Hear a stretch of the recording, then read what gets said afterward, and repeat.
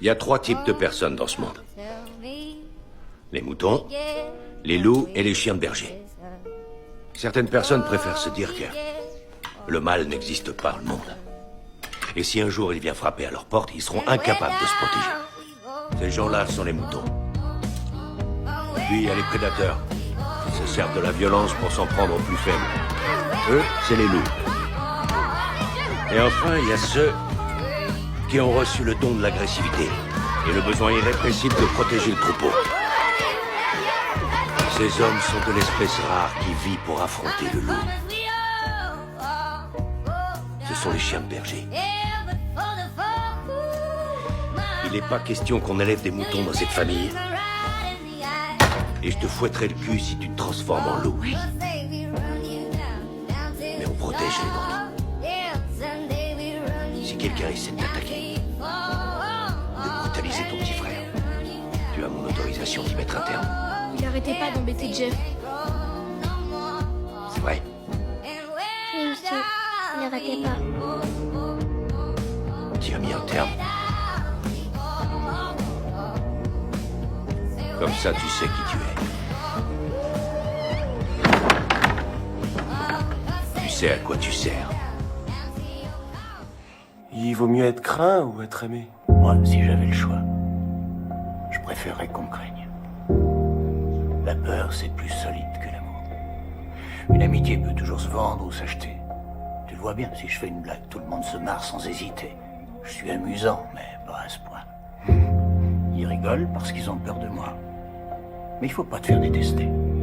C'est pour ça que je les traite bien, mais pas trop bien. Si je leur donnais trop, ils auraient plus besoin de moi. Je leur donne ce qu'il faut pour qu'ils aient besoin de moi et qu'ils me détestent pas. N'oublie jamais cette leçon. Je n'ai jamais fait quelque chose que je ne voulais pas faire. Je n'ai pas fait un théâtre que je n'aimais pas. Je n'ai pas travaillé pour l'argent, mais j'ai aimé gagner de l'argent. La différence, elle est là. C'est que je ne vais pas travailler pour de l'argent, mais je ne travaillerai pas pour rien. Je suis toujours en train d'apprendre quelque chose. Je ne me suis jamais endormi un soir de ma vie sans apprendre quelque chose. C'était il y a 15 ans. Vous aviez 20 ans lorsque vous avez été accusé à tort de faits très graves et ça vous a mené en prison. Ça m'a directement mené en prison, effectivement. J'ai passé exactement 29 mois derrière les barreaux, dont 11 mois passés en isolement, dans des conditions qui sont quand même assez effroyables. C'est une cicatrice qui ne se referme pas. Et ça reste, c'est en nous, c'est comme un tatouage invisible. J'avais 20 ans, je prétendais une carrière de footballeur professionnel et je vois tout ça, je vis tout ça. Et je me voyais moi et je voyais un autre être qu'on pouvait définir comme Mara Kanté parce que c'est que comme ça que je devais tenir. Et du coup, au fur et à mesure que le temps passe, je l'ai vécu, je l'ai subi et j'ai commencé à accepter cette forme. Et je me suis dit, ça fait partie du jeu, c'est comme ça. Mon père il nous a transmis ça. Mon père nous a transmis cette force de caractère. Et du coup, quand moi j'ai ouvert les yeux et que je me suis retrouvé dans le box, je me disais, ah là là, la vie elle est dure. La vie elle est dure. Et c'est compliqué. Quelle a été la chose qui a été la plus importante dans votre vie? D'être avec quelqu'un que j'aime. Parce que, attention, il ne faut pas croire que les biens et tout ça, c'est ce qui nous apporte le plus. On est des individus, on a une sensibilité, on a tout un tas de choses. Si on a tout ça, moi aujourd'hui, j'ai plus rien de tout ça. Je suis plus que triste. Vous êtes encore avec la personne?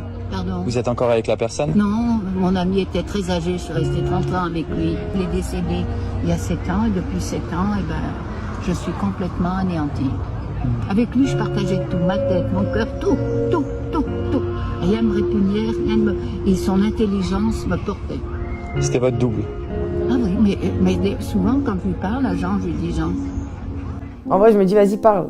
Dis ce que t'as à dire, je m'en fous, je te connais pas, tu me connais pas, tu sais pas qui je suis, t'es là, tu parles, et on se connaît pas. Dans tous les cas, il y aura toujours des gens pour dire du bien, il y aura toujours des gens pour dire du mal. Donc dans tous les cas, que je le fasse comme ça ou comme ça, il y aura quelque chose à dire. Je le fais, c'est tout. Tu connais l'histoire de la grenouille et du scorpion? Le scorpion demande à la grenouille de l'aider à traverser la rivière en le portant sur son dos. La grenouille lui répond: non, si je te porte, tu me piqueras et je mourrai.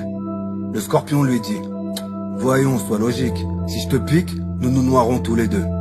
Alors la grenouille laisse le scorpion grimper sur son dos. Arrivé au milieu de la rivière, le scorpion plante son aiguillon dans le cul de la grenouille.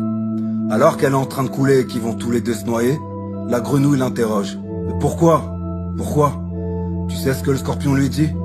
C'est dans ma nature. Moralité, on ne change pas. On est comme on est. Et moi, je suis pas une putain de grenouille. Si t'aimes pas les vérités, je te conseille de quitter la vidéo très rapidement. Je pense sincèrement qu'on a tous du poids à perdre. Le poids que je te conseille de perdre le plus rapidement possible, c'est le poids de l'opinion des gens sur toi. Parce que bizarrement, quand tu t'en fous de la vie des gens, tu deviens toi-même et t'es libre de faire ce que tu veux réellement faire. Surveille tes idées, elles deviendront paroles. Surveille tes paroles, elles deviendront bientôt tes actes. Surveille tes actes, ils deviendront bientôt tes habitudes.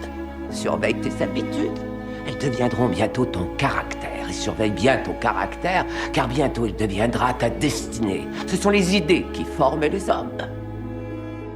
Pour moi, réussir sa vie, c'est savoir où on va, savoir d'où on vient. C'est réfléchir, c'est méditer sur ce qui nous entoure.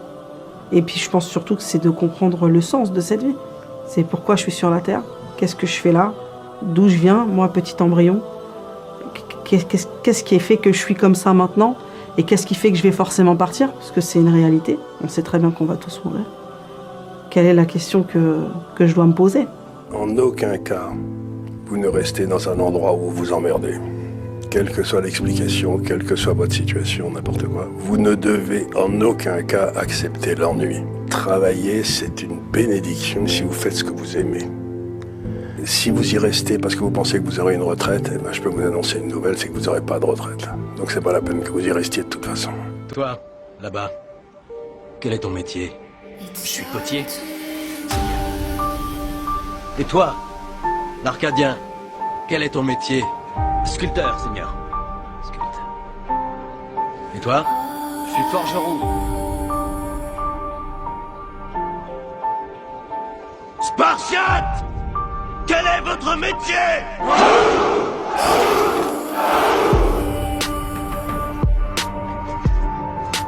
Tu vois, vieux frère, j'ai amené plus de soldats que toi.